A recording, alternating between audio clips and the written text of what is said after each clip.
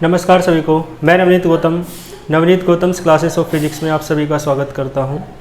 तो BSc first semester physics में आपकी ऑनलाइन क्लास चल रही है, जिसमें लास्ट टॉपिक मैंने आपको कराया था। तो वे टॉपिक जो थे बिल्कुल बेसिक टॉपिक थे, जिसमें आपने देखा एंगुलर वेलोसिटी क्या होती है, एंगुलर एक्सेलरेशन क्या होता है, बिल्कुल बेसिक टॉपिक है ना। और साथ में एंगुलर वेलोसिटी, एंगुलर एक्सेलरेशन के बाद इक्वेशंस मैंने आपको कराई थी मोशन के लिए, और मोशन कौन सी थी? Rotational motion. तो इक्वेशंस ऑफ रोटेशनल मोशन तक आपने बहुत अच्छे से तैयार कर लिया होगा, नोट्स आप साथ साथ बनाते हुए चल रहे होंगे। आइए आगे चलते हैं। नेक्स्ट हेडिंग लिखे टॉर्क। आज की क्लास में हम टॉर्क पढ़ेंगे। टॉर्क क्या होता है, ठीक है, इसे आप पढ़ चुके हैं 11th क्लास में वैसे तो, और इसे हिंदी में क्या कहते हैं? बल आघूर्ण, ठीक है, टॉर्क या बल आघूर्ण, ठीक है। तो आपके याद आ गया होगा क्या फॉर्मूला होता है, बस फॉर्मूला याद रखना है। लेकिन इससे पहले एक बात आप ज़रूर समझें। आपने जैसे देखा देखो फोर्स पढ़ा है आपने, फोर्स। तो आप किसी बॉडी पर जब फोर्स लगाते हैं तो क्या होता है? बॉडी देखो, मान लो इस तरीके से कोई बॉडी है, इस पर आप फोर्स लगाएंगे तो इसकी वैल्यू, मान लो ये मोशन कर रही थी पहले ही मोशन कर रही थी वी वेलोसिटी से। अब आपने इस पर फोर्स लगा दिया है तो क्या हुआ? इसकी वेलोसिटी में इंक्रीमेंट हो जाएगा, इसका वेग बढ़ जाएगा। और वेलोसिटी के में इंक्रीज होने को ही, वेग के बढ़ने को ही आप एक्सेलरेशन कहते हैं। यानी इस बॉडी में क्या प्रोड्यूस हो जाएगा? एक्सेलरेशन, यानी त्वरण प्रोड्यूस हो जाएगा, ठीक है। तो कहने का अर्थ ये है। और ये त्वरण कौन सा है? रेखीय त्वरण है। तो ये त्वरण कौन सा है आपका? रेखीय त्वरण। तो रेखीय त्वरण होता है तो जिसे आप लीनियर एक्सेलरेशन कहते हैं, और दूसरा होता है, मैंने आपको पढ़ाया था, जिसे आप कोणीय त्वरण या एंगुलर एक्सेलरेशन कहते हैं। लीनियर एक्सेलरेशन को आप ए से डिनोट करते हैं और एंगुलर एक्सेलरेशन को आप अल्फा से डिनोट करते हैं, ठीक है। तो यहाँ तक ये बात आपको पता है कि किसी बॉडी पर, मान लो कोई मूविंग बॉडी है, इस पर फोर्स लगाया जाएगा वेलोसिटी की, मोशन की ही डायरेक्शन में, तो इसकी वेलोसिटी बढ़ जाएगी। तो यानी क्या प्रोड्यूस हो जाएगा? एक्सेलरेशन, लीनियर एक्सेलरेशन, रेखीय त्वरण, ठीक है। तो ठीक उसी प्रकार कोई बॉडी है जो रोटेशनल मोशन कर रही है। ये बॉडी तो लीनियर मोशन कर रही थी, ट्रांसलेशनल मोशन कर रही थी, ठीक है। लेकिन अब एक कोई ऐसी बॉडी है जो रोटेशनल मोशन कर रही है। रोटेशनल मोशन करते हुए उसमें फोर्स नहीं लगेगा, जैसे लीनियर मोशन करते हुए बॉडी पर फोर्स लगता है, ठीक है। या एक बात आप ऐसे समझो कि लीनियर एक्सेलरेशन को प्रोड्यूस करने के लिए आपको फोर्स की आवश्यकता होती है। ठीक उसी प्रकार एंगुलर एक्सेलरेशन यानी कोणीय त्वरण को उत्पन्न करने के लिए आपको टॉर्क की आवश्यकता होती है, जिसे आप बल आघूर्ण कहते हैं, ठीक है। तो इसका मतलब है किसी बॉडी में लीनियर एक्सेलरेशन प्रोड्यूस करना हो तो फोर्स की आवश्यकता होती है, अर्थात रेखीय त्वरण उत्पन्न करना हो तो बल की आवश्यकता होती है। ठीक उसी प्रकार एंगुलर एक्सेलरेशन आपको प्रोड्यूस करना है किसी बॉडी में तो आपको टॉर्क की आवश्यकता होती है, यानी कोणीय त्वरण उत्पन्न करना हो तो बल आघूर्ण की आवश्यकता होती है, ठीक है। तो टॉर्क हम पढ़ रहे हैं और बेसिक डेफिनेशन आप जानते हैं इसका फॉर्मूला इसके आधार पर ही डेफिनेशन हो जाएगी। फॉर्मूला क्या होता है? टो से इसे आप डिनोट करते हैं, इतना सबको पता है। और इसका फॉर्मूला होता है F इंटू आर, ठीक है। याद आया कुछ? F into are. F होता है फोर्स और R क्या है? R होता है परपेंडिकुलर डिस्टेंस, यानी F तो बल है और R क्या है? लंबवत दूरी है। तो आपको पता होगा, देखो इस तरीके से कोई रिजिड बॉडी है, ठीक है, क्योंकि आप जो पढ़ रहे हैं यूनिट, ये किसके लिए पढ़ रहे हैं? रिजिड बॉडी के लिए। यूनिट का नाम क्या है? Dynamics of a rigid body. तो कोई एक रिजिड बॉडी है, दृढ़ पिंड है, और ये किसी एक्सिस के अलोंग क्या कर रहा है? मोशन कर रहा है, इस तरीके से रोटेशनल मोशन, चारों तरफ घूम रहा है इसके, ठीक है। ये पार्टिकल इस तरीके से, एक तरीके से ये एक्सिस है तो ये इसके चारों तरफ ऐसे घूम रहा है, ठीक है, ऐसे आएगा इस तरीके से। समझ में आया बात? तो ये क्या है? एक्सिस है, एक्सिस ऑफ रोटेशन यानी घूर्णन अक्ष। और ये क्या है? ये क्या है? रिजिड बॉडी यानी दृढ़ पिंड। अब ये मोशन कर रहा है इस तरीके से, है ना, मैंने एरो बताया है, इस तरीके से मोशन कर रहा है चारों तरफ इसके एक्सिस के अलोंग। तो मान लो कोई ये बॉडी जो है पार्टिकल्स से मिलकर बनी है, तो इसके बहुत सारे पार्टिकल्स हैं, तो उनमें से कोई एक पार्टिकल कंसिडर कर लो, और ये ओरिजिन हो जाएगा या सेंटर कह सकते हो, और एक्सिस से इस पार्टिकल की जो डिस्टेंस है वो आर है। तो देखो ये जो डिस्टेंस हुई, ये डिस्टेंस जो है पॉइंट पी की, जहाँ पर इसका कोई पार्टिकल है जिसका मास कितना है, एम है, तो इस पॉइंट पी की जो डिस्टेंस है वो देखो कैसी है, परपेंडिकुलर, इस एक्सिस के कैसी है, परपेंडिकुलर, है ना, लंबवत। तो इस दूरी को लंबवत दूरी कहते हैं, परपेंडिकुलर डिस्टेंस कहते हैं। और ये फोर्स है, ठीक है। तो फोर्स यानी बल और लंबवत दूरी यानी परपेंडिकुलर डिस्टेंस, इनकी प्रोडक्ट यानी गुणनफल को ही आप क्या कहते हैं, टॉर्क अर्थात बलाघूर्ण कहते हैं। तो देखो बिल्कुल सिंपल सी डेफिनेशन आपको लिखनी है। मैं लिख देता हूँ, द प्रोडक्ट, ठीक है, द प्रोडक्ट ऑफ, प्रोडक्ट किसकी है, force, the product of force, clear है। और फोर्स किस पर लग रहा है, किसी बॉडी पर, ऑन एनी बॉडी, ठीक है।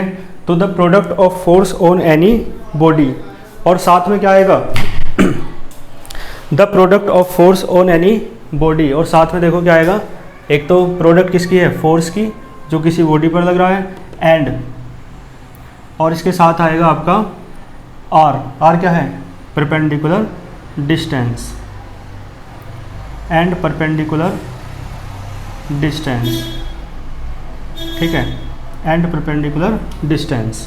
तो द प्रोडक्ट ऑफ, यानी एक बार हिंदी में बता दूं मैं, किसी पिंड पर, वस्तु पर लगने वाले बल तथा लंबवत दूरी के गुणनफल को बलाघूर्ण कहते हैं। तो the product of force on any body and perpendicular distance, ठीक है।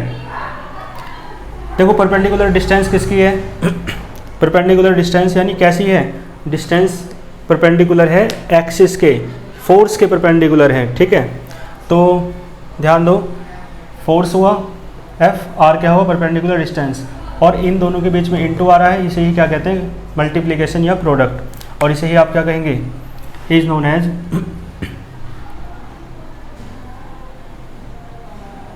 ठीक है, लिख देंगे आप पूरा, is known as torque. Next line से लिखना, it is denoted by tau, किस अक्षर से डिनोट करते हैं इसे, इसे टो अक्षर से डिनोट किया जाता है, ठीक है। तो क्या आएगा, it is denoted by tau. और नेक्स्ट लाइन से आप बताएंगे एफ क्या है, आर क्या है, तो आप बताएंगे if capital F be the force, ठीक है, and small r be the perpendicular distance, then torque. Next line में फॉर्मूला लिखेंगे और इसे बॉक्स में बंद कर देंगे, ठीक है। तो आओ, फॉर्मूला लिखने के बाद देखो ये इसके नीचे फिर एक लाइन लिखना, it is a vector quantity. ये क्या होती है, टॉर्क कैसी क्वांटिटी है, वेक्टर क्वांटिटी है, तो लिखना it is a vector quantity, यानी यह एक सदिश राशि है। तो आप देखो इसकी वेक्टर फॉर्म होगी या नहीं, तो फिर इसकी वेक्टर फॉर्म लिख लेंगे हम, यानी सदिश रूप। तो देखो वेक्टर फॉर्म इसकी आपको याद होनी चाहिए, vector R cross vector F होता है, ठीक है, vector R cross vector F, ठीक है, इसमें आर पहले आता है, क्लियर है। तो vector R cross vector F. अब आप एक बात देखो, ए क्रॉस बी का तो आप फॉर्मूला जानते होंगे, vector A cross vector B का क्या होता है formula, A B sine theta, ये तो होता है। तो यहाँ देखो क्या हो जाएगा, इसी प्रकार मतलब according to this expression, tau is equals to क्या हो जाएगा, आर है ना, एफ साइन थीटा। इसे तो आर एफ आर कैसे लिख सकते हो, क्योंकि अब तो वेक्टर है नहीं, है ना।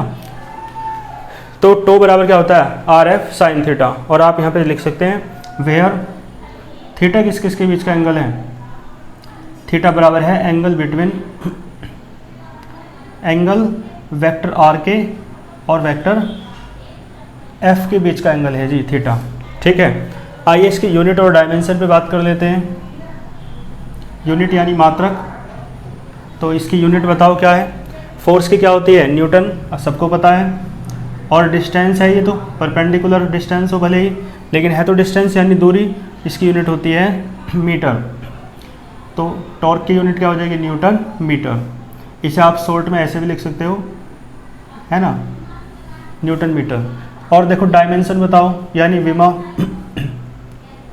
डायमेंशन क्या हो जाएगी, डायमेंशन देखो फोर्स की डायमेंशन आपको याद होनी चाहिए, M L T to the power -2 और डिस्टेंस की डायमेंशन l होती है, तो आ जाएगा ml स्क्वायर टी की पावर -2। ठीक है, टॉर्क आपने पढ़ा था 11th क्लास में भी, तो मैंने भी है ना करा दिया है आपको, कोई दिक्कत आपको नहीं होगी। यहाँ तक नोट करो, फिर चलते हैं आगे। ठीक है, चलो फिर मैंने रफ कर दिया है, आगे चलो नेक्स्ट टॉपिक। नेक्स्ट हेडिंग लिखो एंगुलर मोमेंटम। बताएं इसे हिंदी में क्या कहते हैं, हिंदी मीडियम वाले स्टूडेंट, क्योंकि उन्हें लिंक हो जाएगा फिर अपना 11th क्लास से।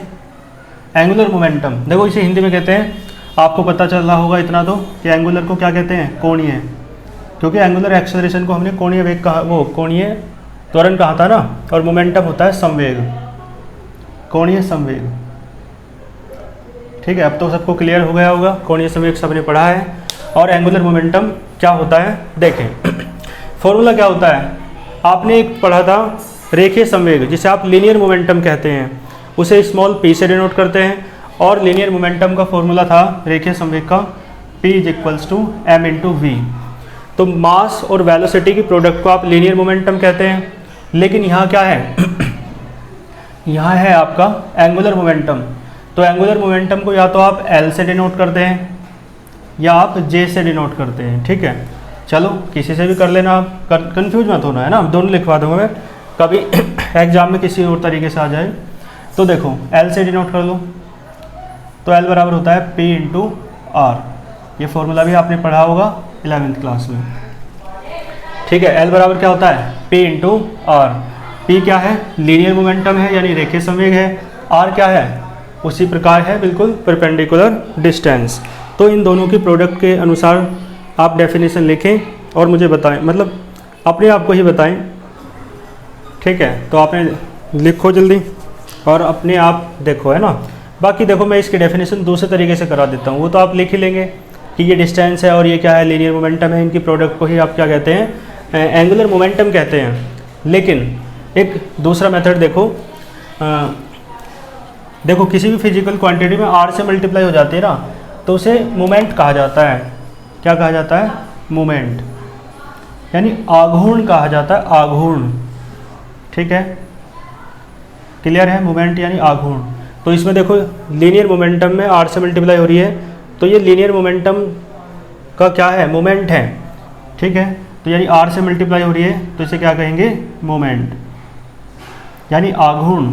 और किसका, लीनियर मोमेंटम का। तो the moment of linear momentum, एक डेफिनेशन आप ये भी लिख सकते हो, है ना। बाकी वो तो आप लिख देंगे, द प्रोडक्ट ऑफ ये क्या था, linear momentum and distance is known as, उस तरीके से तो लिख ही देंगे आप। तो देखो द मोमेंट ऑफ ये क्या है, मोमेंट यानी r, तो द मोमेंट ऑफ ये क्या है, लीनियर मोमेंटम। तो the moment of linear momentum, इस तरीके से डेफिनेशन भी दी जा सकती है ना, मतलब इस तरीके से भी डेफिनेशन लिखी जा सकती है। तो यानी कहने का अर्थ है रेखीय संवेग के आघूर्ण को कोणीय संवेग कहते हैं।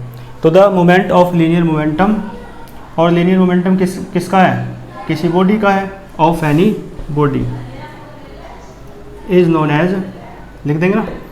तो the moment of linear momentum of any body is known as angular momentum.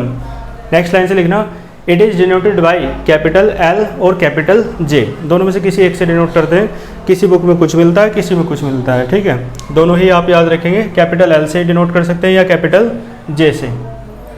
ठीक है, और फिर आपको बताना पड़ेगा P क्या है, R क्या है।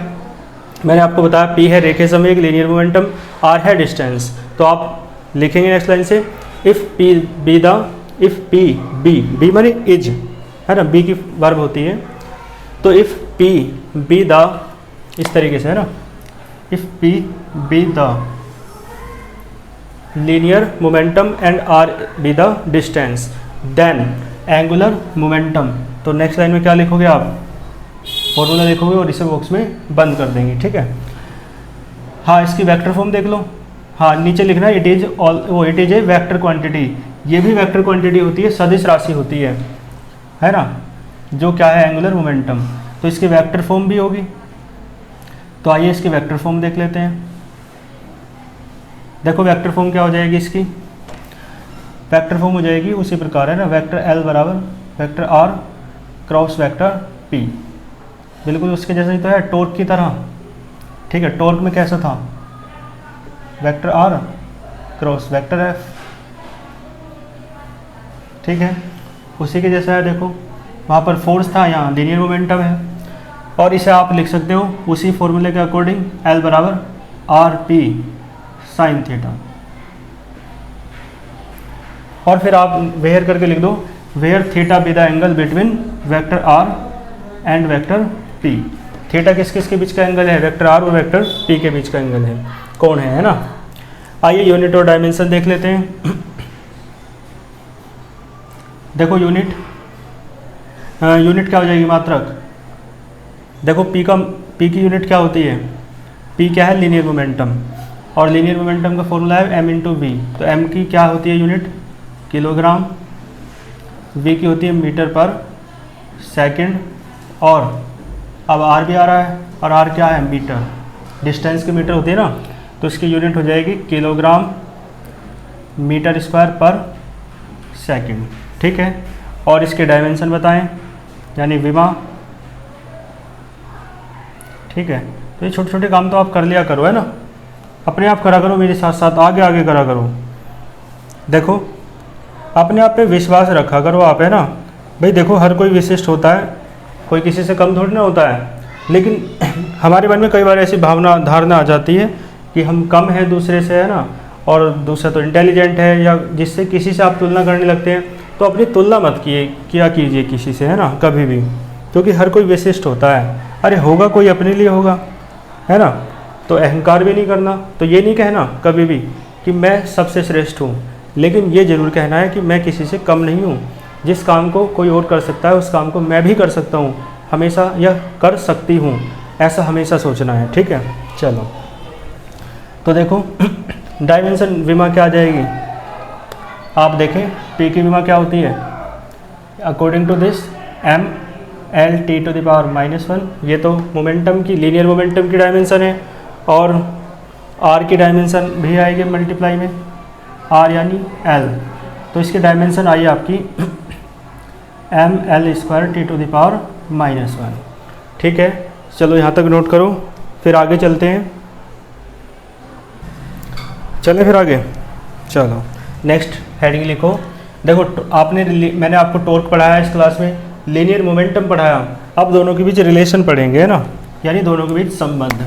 तो हेडिंग डालो रिलेशन बिटवीन, रिलेशन यानी संबंध, और किसके बीच संबंध, एक तो टॉर्क यानी बल आघूर्ण, और दूसरा है एंगुलर मोमेंटम यानी कोणीय संवेग। ठीक है, एंगुलर मोमेंटम। ठीक है जी, तो कहने का अर्थ ये हुआ कि बल आघूर्ण तथा कोणीय संवेग में संबंध। ठीक है, टॉर्क को आप टो से डिनोट करते हैं, और एंगुलर मोमेंटम को आप एल से डिनोट करते हैं, या जे से। तो एल से ही कर लो, बस याद रखना जे से भी करते हैं। ठीक है, तो दोनों के बीच संबंध लाना है। तो देखो इसमें आप लिखेंगे बाय डेफिनेशन, या वी नो दैट करके लिख सकते हो आप। बाय डेफिनेशन बताएं मुझे एंगुलर मोमेंटम का फॉर्मूला, अभी आपने पढ़ा है ना। तो बाय डेफिनेशन एंगुलर मोमेंटम यानी कोणीय संवेग। तो बाय डेफिनेशन एंगुलर मोमेंटम का फॉर्मूला बताएं आप, क्या होता है, वेक्टर फॉर्म लिख लो। वेक्टर फॉर्म होती है vector R cross vector P. ठीक है, और हाँ मैं एक बात और बता दूं आपको, ये भी कह सकता है कि deduce the expression of the relation between torque and angular momentum, यानी बल आघूर्ण तथा कोणीय संवेग में संबंध का सूत्र स्थापित कीजिए। और साथ में ये भी कह सकता है कि सिद्ध कीजिए, टीपीटी टू प्रूव दैट। क्या सिद्ध कीजिए, जो आएगा ना उसे भी कह सकता है कि ये सिद्ध कीजिए। और ये होता है D vector L upon D T बराबर टो। ठीक है, ऐसा होता है, तो कह सकता है ये आपको प्रूफ करना है। तो आइए करेंगे, और यही आएगा, है ना। तो हम जानते हैं बाय डेफिनेशन एंगुलर मोमेंटम क्या होता है, वेक्टर एल बराबर होता है vector R cross vector P. देखो आपको जो यदि ये आ जाए तो फिर तो दिख ही रहा है कि डिफरेंशियल करना है वेक्टर एल का, और नहीं भी आता है तो आप याद रखेंगे कि दोनों तरफ का क्या करेंगे, differential with respect to T. तो डिफरेंशियल विद रेस्पेक्ट टू, ठीक है, differentiating with respect to T. तो वी हैव, यदि आप टी के रेस्पेक्ट में आप डिफरेंशियल करेंगे तो क्या आएगा, D vector L upon D T. ठीक है, बड़े बच्चे चिल्लाते रहते हैं ना, मेरे नहीं है पर तो D vector L upon D T, और यहाँ क्या आएगा, देखो दोनों तरफ डिफरेंशियल कर दिया, और इधर क्या है, vector R cross vector P. ठीक है, vector R cross vector P. अब इनकी आप प्रोडक्ट करेंगे दोनों की, ठीक है ना। तो इनकी क्रॉस प्रोडक्ट करें आप लोग, क्या करेंगे, आपको पता है इतना डिफरेंशियल है ना, आपने पढ़ा है 12th क्लास में भी, और अब तो कैलकुलस आपको पढ़नी है मैथमेटिक्स में फर्स्ट सेमेस्टर में, तो डिफरेंशियल पढ़ना है, उसमें एक पूरी बुक ही डिफरेंशियल कैलकुलस है आपकी, है ना। तो आप देखेंगे दो टर्म्स हैं, उनकी प्रोडक्ट का डिफरेंशियल करना है, तो मैं आपको बता देता हूँ, है ना। मैं तो बताऊँगा ही मतलब, लेकिन आपको पता भी होगा, और आपको पता है फॉर्मूला क्या होता है भाई, डिफरेंशियल ऑफ फर्स्ट फंक्शन क्या होता है, देखो एक बार मैं लिख के बताता हूँ। चलो देखो, इस तरीके से मान लो आप x के रेस्पेक्ट में कर रहे हैं और ये y z का है, ठीक है। तो देखो क्या आएगा, first function as it is, क्या होता है, first function as it is, first कौन सा है, y, तो y एज इट इज रहेगा। First function as it is, differential of second function, देखो first function as it is रहा, यानी बिल्कुल ऐसा का ऐसा ही रहा। अब डिफरेंशियल किसका होगा, सेकंड फंक्शन का, तो differential of second function, clear है। प्लस ये फॉर्मूला है आपका, है ना, 12th में पढ़ा होगा आपने, plus second function as it is, second function as it is, differential of first function, यानी d y upon d x. तो ये आपने पढ़ा है, तो इसके आधार पर मुझे करके बताया ना, मैं अभी फिर रुकता हूँ, आप ज़रूर करके देखें, ठीक है। तो आप उसने उसके अकॉर्डिंग आपने करके देखा होगा, तो पता नहीं आपसे हुआ या नहीं, अधिकतर है ना चांस यही है कि आपने कर लिया होगा। आइए अब मैं करा देता हूँ। तो देखो इसमें क्या करेंगे, वही वाला फॉर्मूला लगाएंगे, तो D vector L upon D T. तो करके देखा करो, है ना भाई, चीज़ों को आप तभी सीखोगे जब आपने आप करके देखोगे, ठीक है ना। तो आप अपने आप जरूर प्रयास करा करो, इसी कारण मैं कहता हूँ कि लिख लिख कर देखा करो चीज़ों को बार बार, है ना। और क्लासेस के दौरान नोट्स बनाते रहा करो, ताकि एक्टिवनेस बनी रहे, आपकी क्रियाशीलता बनी रहे। तो देखो first function as it is, differential of, और हाँ यहाँ डॉट ही लगेगा, यहाँ क्रॉस है तो यहाँ क्रॉस ही आएगा।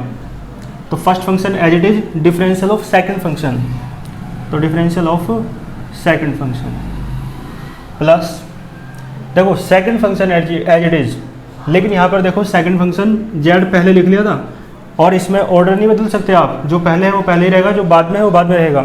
तो first function as it is, differential of second function, plus second function as it is, है ना, और डिफरेंशियल ऑफ फर्स्ट फंक्शन, ठीक है, डिफरेंशियल ऑफ फर्स्ट फंक्शन। तो इसमें आप p को पहले नहीं लिख सकते, जैसे वहाँ पे आपने क्या करता, z को पहले लिख लिया था, तो वहाँ तो स्केलर है ना, इंटू है, इंटू में आगे पीछे लिख सकते हैं, इंटू में a इंटू बी बराबर b इंटू ए होता है, लेकिन यहाँ पर ऐसा नहीं होता है, आपको बहुत अच्छे से पता है। यहाँ पर a क्रॉस b जो है, वेक्टर a क्रॉस b, वो यदि पलट देंगे b क्रॉस a कर देंगे, vector b cross vector a, तो यहाँ माइनस आ जाता है। ये है ना, पढ़ा है ना आपने, ये 11th क्लास में आपने पढ़ा होगा, और इतना आपको पता भी होगा, ठीक है ना।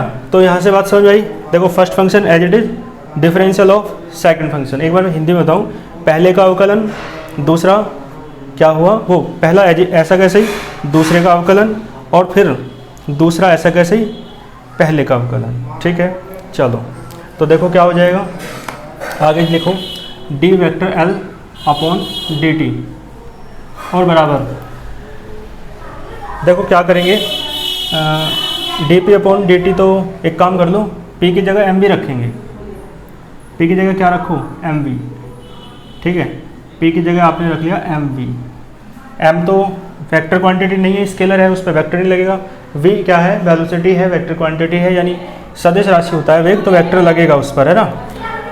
और plus D R upon D T vector V होता है नहीं, और पी की जगह आप क्या रख रहे हैं, वेक्टर, वो पी की जगह रख रहे हैं M into vector V, clear है? तो आपने p की वैल्यू रख ली है।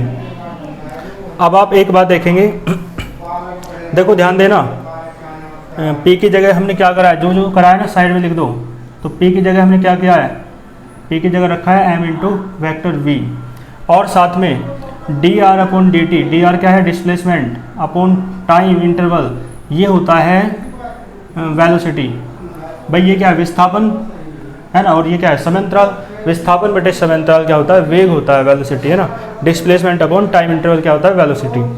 तो आप एक बात देख के बताएं, यहाँ से डिफरेंशियल है और डिफरेंशियल से कांस्टेंट बाहर आ जाते हैं, तो ये m कहाँ जाएगा, बाहर, क्योंकि मास कैसा होता है, कांस्टेंट होता है। तो इसके बाद देखो आप इधर देखो d vector l upon dt क्या आ जाएगा, कांस्टेंट है मास, तो इसलिए m कहाँ जाएगा, बाहर आ जाएगा।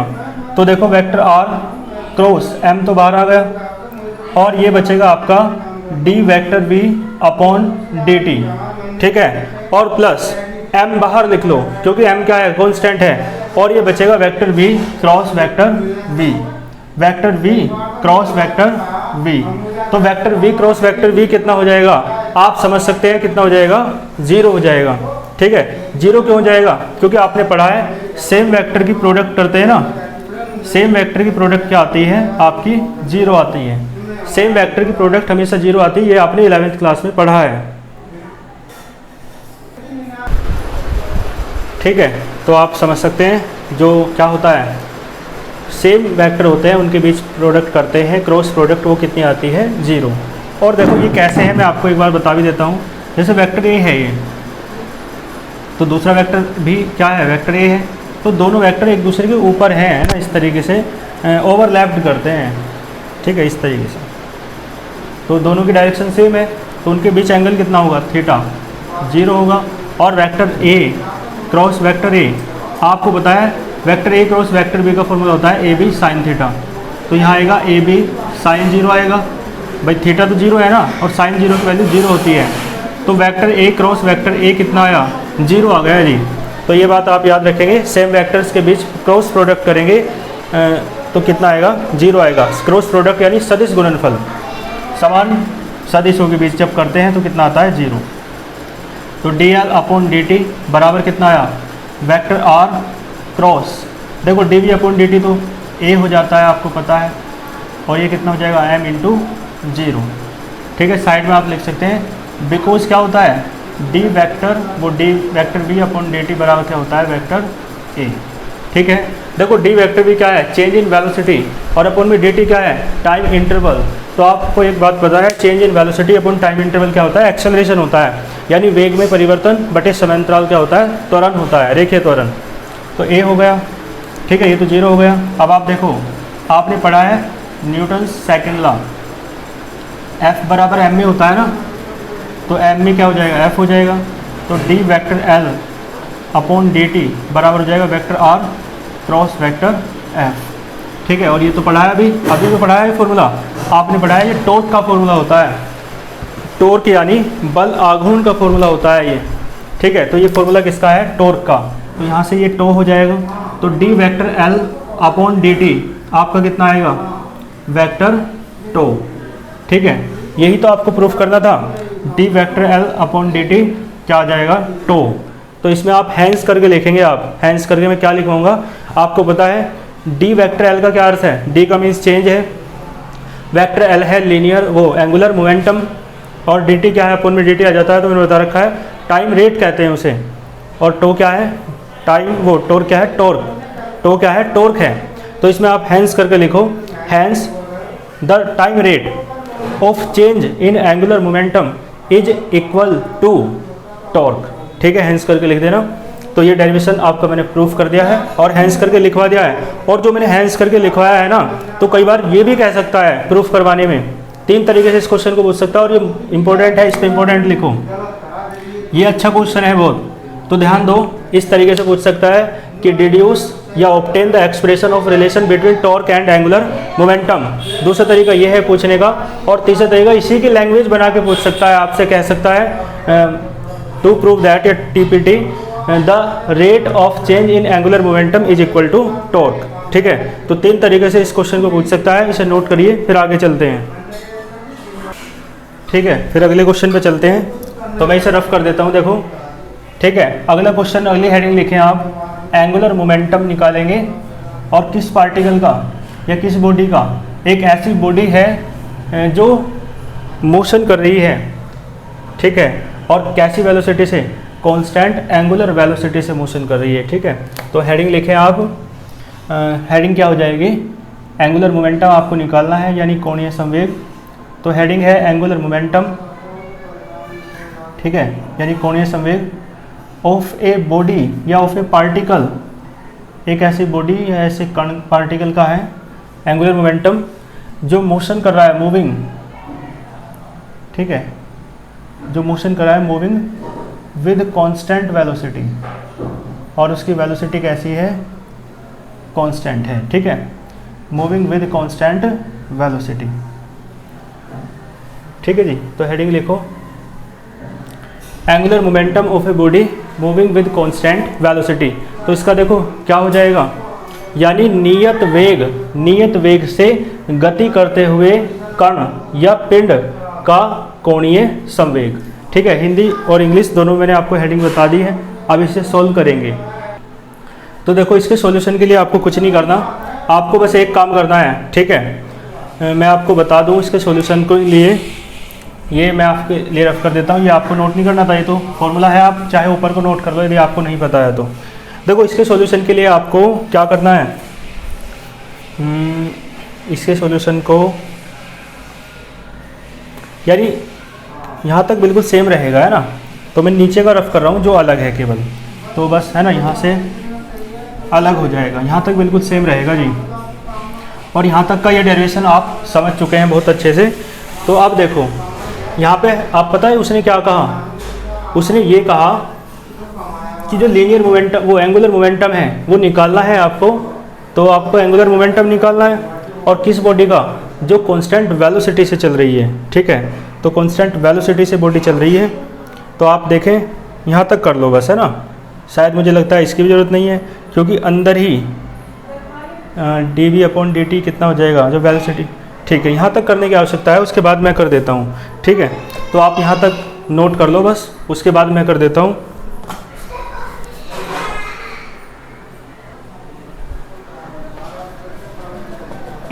चलो, तो यहाँ तक है ना, बिल्कुल आप यहाँ तक नोट करेंगे सारा, बिल्कुल एज इट इज, है ना, उस क्वेश्चन की तरह ही। और उसके बाद देखो, मुझे करना है, मैं कर देता हूँ, एक दो लाइन बढ़ानी है बस। एंगुलर मोमेंटम निकालना है उस बॉडी का जो कांस्टेंट वेलोसिटी से मोशन कर रही है। तो इसका मतलब आप एक बात तो समझ गए, वेलोसिटी कैसी है, कांस्टेंट। तो देखो, बिकॉज वेक्टर v कैसा है, कांस्टेंट है या नहीं, तो वेक्टर v कांस्टेंट है। हाँ, देखो, वेक्टर v कांस्टेंट है, बात समझ में आई आपको। तो आप एक बार बताओ, वेक्टर v कांस्टेंट है, तो आप मुझे एक बात बताएं जरा, D vector v upon dt कैसा होगा, जीरो होगा या नहीं। क्योंकि आपको एक बात पता है, जिसका डिफरेंशियल, वो कांस्टेंट का डिफरेंशियल करते हैं तो जीरो आता है, पता है ना ये बात। और v क्या है, कांस्टेंट है, तो उसका डिफरेंशियल करोगे तो क्या आएगा, जीरो आएगा। तो इसका मतलब ये हुआ, दिस इंप्लाइज दैट, देखो, तो dv/dt भी जीरो रखो, ठीक है, और v क्रॉस v तो जीरो हो ही जाएगा।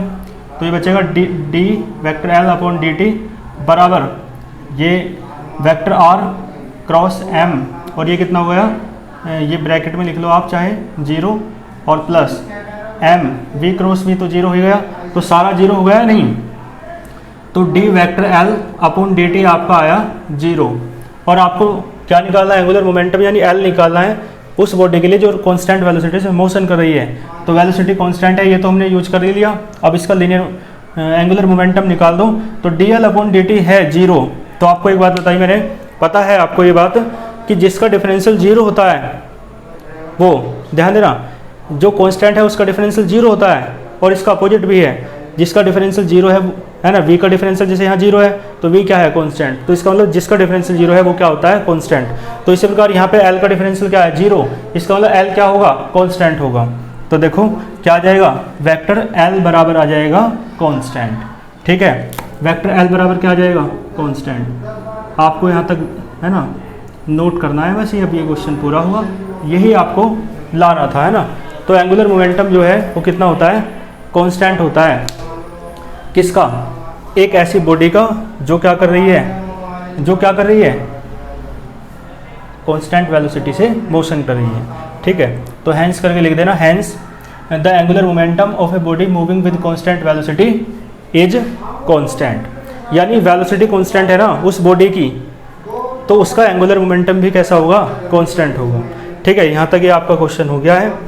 और मुझे लग रहा है शायद इसके बाद है ना क्या करें, चैप्टर तो ये वाला लगभग कंप्लीट सही है।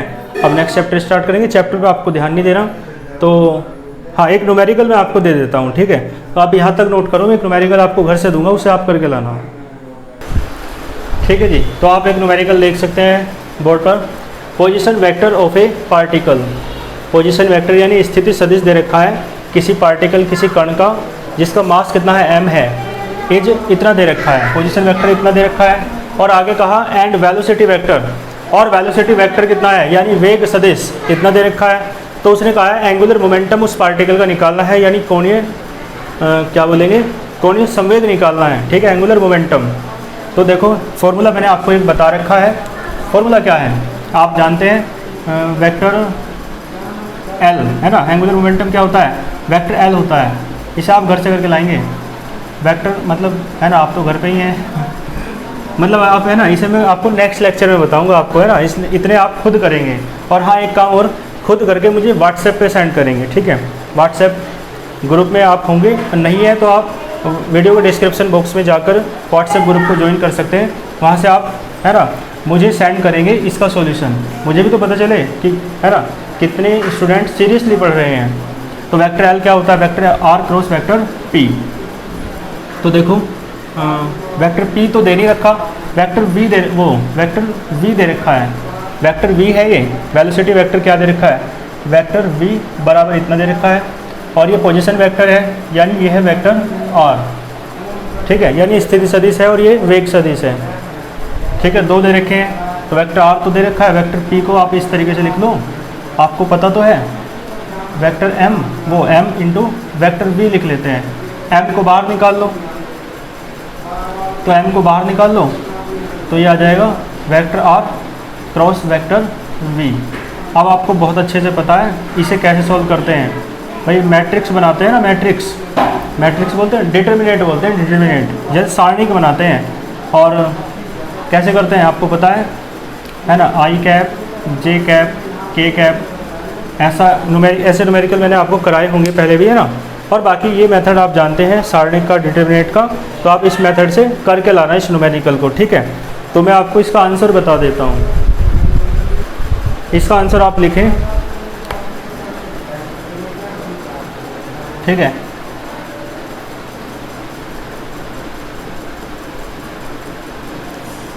ये आपका आंसर आएगा, ठीक है। और m तो है ही, तो m मल्टीप्लाई में आ जाएगा सबकी। ये इस क्वेश्चन का आंसर आएगा वेक्टर l का, ठीक है। 76 m आई कैप प्लस 136 m जे कैप माइनस 64 m के कैप, ठीक है। तो ये क्वेश्चन आप करके लाएंगे, और मतलब लाना नहीं है, करके आप मुझे सेंड करेंगे, ठीक है। तो करके सेंड करना आप मुझे, और बाकी नेक्स्ट लेक्चर में मैं इसे कराऊंगा ही, ठीक है। कर लेंगे ना। वेक्टर आर यहाँ पे रखना, आई की गुणांक, जे का गुणांक, के का गुणांक, कोएफिशिएंट है ना, और वी के। तो इस तरीके से क्रॉस प्रोडक्ट ये डिटर्मिनेंट यानी सारणी की सहायता से आपको आता होगा, तो आप इसे करके भेजना, ठीक है। तो फिर आज के लेक्चर में इतना ही रखते हैं। बाकी बताते रहिए आपका जो भी प्रतिक्रियाएँ हों, और अच्छे से पढ़ते रहिए, नोट्स बनाते रहिए। मिलते हैं नेक्स्ट लेक्चर में। All the very best.